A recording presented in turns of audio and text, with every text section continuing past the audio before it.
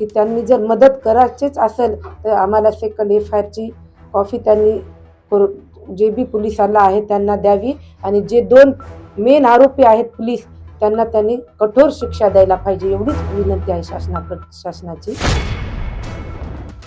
हे सर्व खोटं आहे सर. शासनाचे 1ही रुपयाची मदत मिळालेली नाहीये.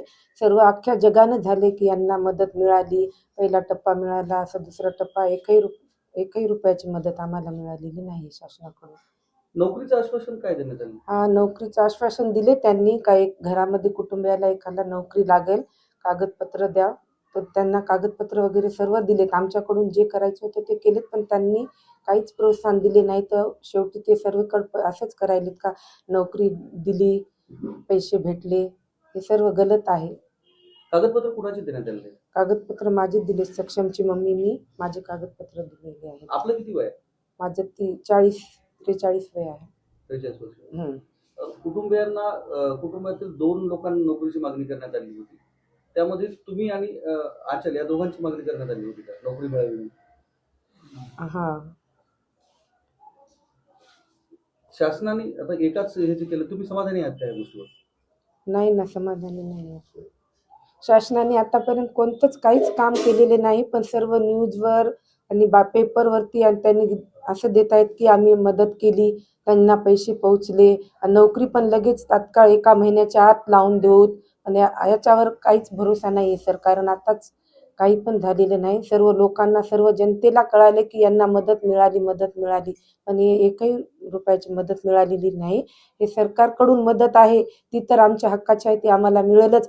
पण आमच्याकडून त्यांना एवढीच विनंती आहे की त्यांनी जर मदत करायचीच असेल तर आम्हाला सेकंड FIRची कॉपी त्यांनी जे बी पोलिसाला आहे त्यांना द्यावी आणि जे 2 मेन आरोपी आहेत पोलीस त्यांना त्यांनी कठोर शिक्षा द्यायला पाहिजे, एवढीच विनंती आहे शासनाची. बाकी काही आम्हाला कशाचीच अपेक्षा नाही. जे हक्काचं आहे ते तर आम्हाला आज नाही उद्या मिळणारच, पण जी आमची मागणी आहे ती त्यांनी पूर्ण करावी. आमचं मेन मागणी आहे की ते 2 पोलिसांना अटक व्हावी, त्यांना कडक शिक्षा व्हावी, एवढीच शासनाकडून आमची विनंती आहे. पहिला टप्पा मिळाल्याचं बोललं जातं. पहिला टप्पा नाही मिळाला, दुसरा टप्पा नाही मिळाला, सर्व अख्ख्या जगानं केले, पण ते सर्व खोटं आहे. काहीही मदत मिळालेली नाही. सेकंड FIRचं आश्वासन देण्यात आलं होतं. हा, सेकंडचं बोलले होते ते. आता आज 12-13 दिवस राहिलेत, आतापर्यंत कोणतंच काहीच झालेलं नाही. एक तर मदतही नाही मिळाली, एक तर ते सेकंड FIRचं पण काम नाही झालं आमचं, आणि नोकरीचं पण नाही. महिला कॉन्स्टेबलचा काय रोल आहे असं बोलण्यात येते की या प्रकरणात महिला कॉन्स्टेबलचा काहीतरी रोल आहे असं बोलण्यात येते, महिला पोलीस कर्मचाऱ्याचा?